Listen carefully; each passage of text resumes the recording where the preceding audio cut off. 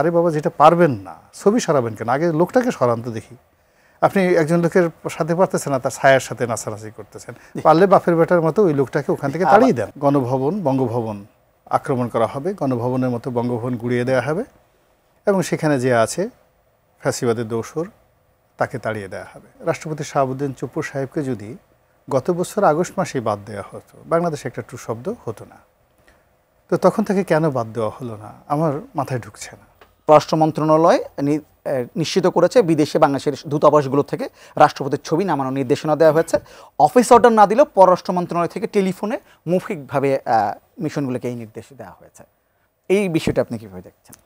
প্রথমত এটা আমি মিলাতে পারছি না যে এই সময়টাতে এই কাজটি কেন করার দরকার ছিল।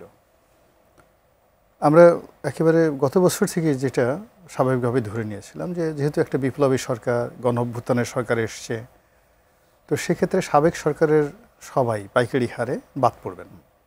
তো সেক্ষেত্রে রাষ্ট্রপতি শাহাবুদ্দিন চুপ্পু সাহেবকে যদি গত বছর আগস্ট মাসেই বাদ দেওয়া হতো, বাংলাদেশে একটা টু শব্দ হতো না। তো তখন থেকে কেন বাদ দেওয়া হলো না আমার মাথায় ঢুকছে না।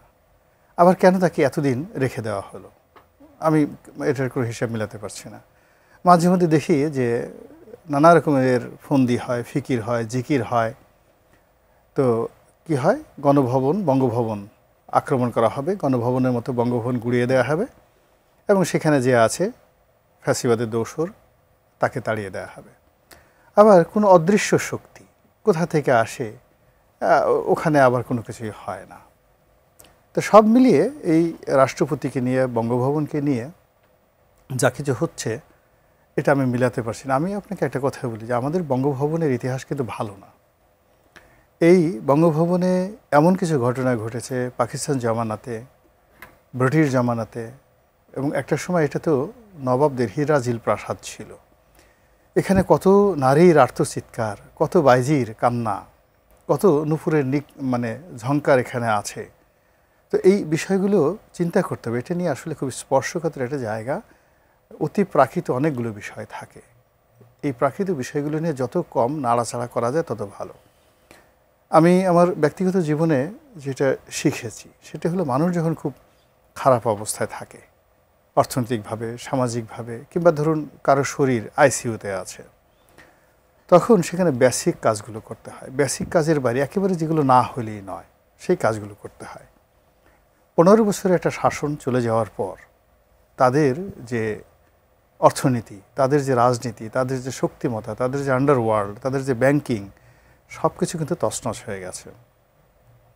তো সেই জায়গাটাতে মূলত একটা সরকারকে যদি আইনশৃঙ্খলা রক্ষা করতে হয়, মানুষের মনে বিশ্বাস স্থাপন করতে হয়, সব কিছু যদি রিকভারি বলতে যেটা বোঝায় তা করতে হয়, তাহলে তাকে একেবারে যে কাজগুলো না হলেই নয় সেই কাজগুলো তাদের করা উচিত ছিল।